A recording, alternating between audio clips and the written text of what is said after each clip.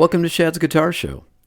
Whether it's the gear or the players who made the gear famous, join me each week as we discuss all things guitar. Well, hey there, and welcome into another episode of Shad's Guitar Show. I am really glad to have you joining me today for a discussion on a pedal that sort of started it all in a lot of ways when it comes to overdrive and the quest for overdrive. And this is a pedal that's been recreated and dissected and reverse engineered and quote unquote improved upon hundreds and hundreds of times by so many different pedal makers over the years.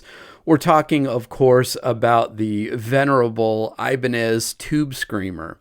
So what is the Tube Screamer? Why was it designed? Who designed it? What was the point? We're going to get into all of that in this episode. And I thought I knew a little about the Tube Screamer before I started this dive into it. And I learned a lot about it, and hopefully you will too. And by the end of the episode, you will be at least partially an aficionado on all things relating to the Ibanez Tube Screamer.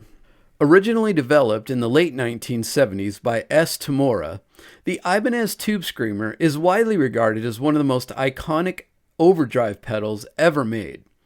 It has found its way onto pedal boards belonging to players as stylistically varied as Eric Johnson, Trey Anastasio, and Brad Paisley, and many would argue that no other single pedal has exerted a greater influence on modern guitar tone, or on the rise of effects modifications as a creative pursuit. What gives the Tube Screamer its enduring appeal, and what countless later designs have tried to replicate, is the way it works in tandem with a tube amplifier.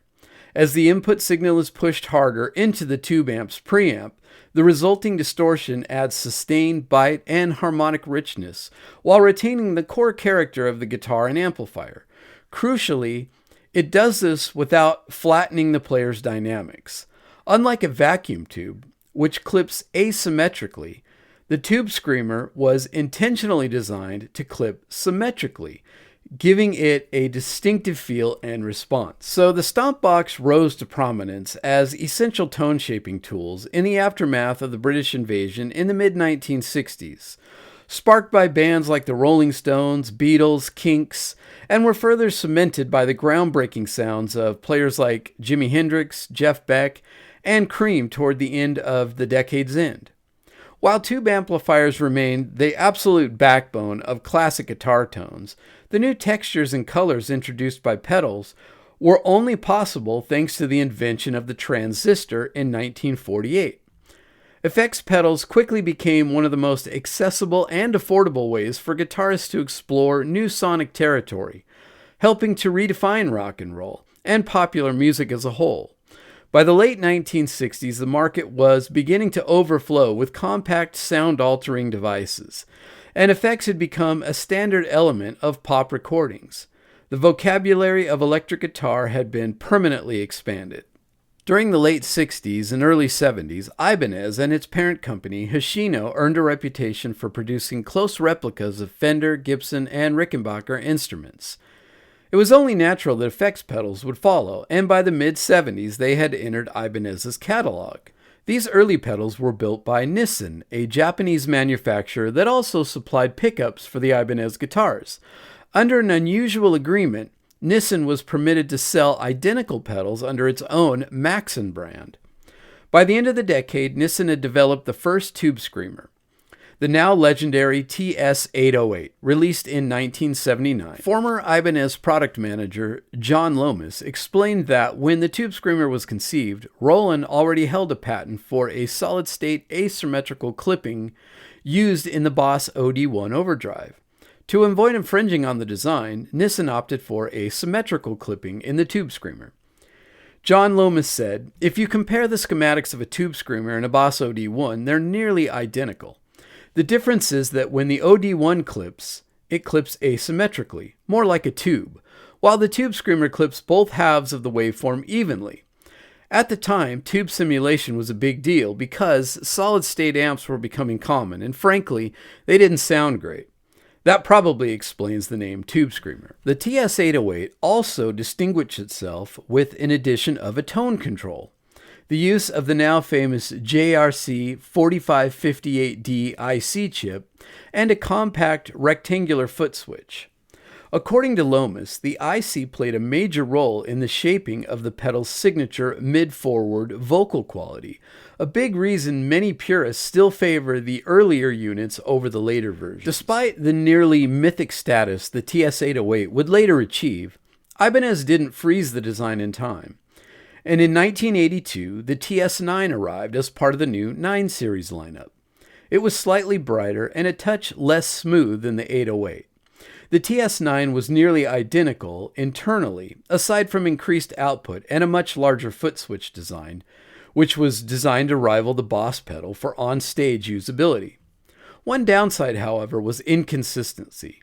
According to Lomas, TS9s were built with whatever parts were readily available at the time, leading to noticeable tonal variations between units.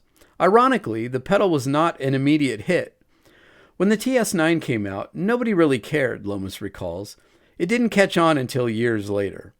By 1985, the TS9 had been discontinued. Ibanez moved on to the Master series, which excluded a Tube Screamer altogether, instead offering the Super Tube STL, a 4-knob pedal that expanded on the Tube Screamer circuit with added EQ flexibility. Stompbox expert Mike Piera later noted its similarity to the rare European ST9 Super Tube Screamer. As production shifted and economic pressures mounted, later Tube Screamers such as the TS10 and TS5 reflected cost-cutting measures. Manufactured in Taiwan and built with cheaper components and construction methods, these models were widely criticized for durability issues. Piera famously dismissed the TS10 as disposable, citing fragile jacks, switches, and circuit boards designed for automated assembly rather than longevity. Lomas attributes these changes largely to shifting currency exchange rates, which forced Hoshino to prioritize cost efficiency over traditional Japanese manufacturing standards. The Soundtank Series TS5 attempted to recreate classic Tube Screamer tones at a lower price point, using plastic enclosures and streamlined production. By the early 90s, vintage TS9s were commanding premium prices on the used market, prompting Lomas to push hard for a proper reissue. After initial resistance from management, who were focused on digital effects, the company eventually relented. Original units were painstakingly analyzed to ensure accuracy down to the IC chips and even instruction manual.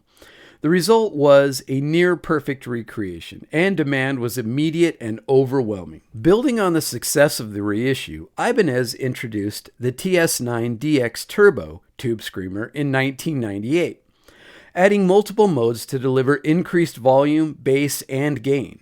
While the core TS9 circuit remained intact, selectable clipping and tone components allowed players to move from classic Tube Screamer tones to thicker, more aggressive sounds. Over the years, the Tube Screamer family has continued to expand, including bass-specific models, reissues, and even compact amplifiers featuring built-in Tube Screamer circuits.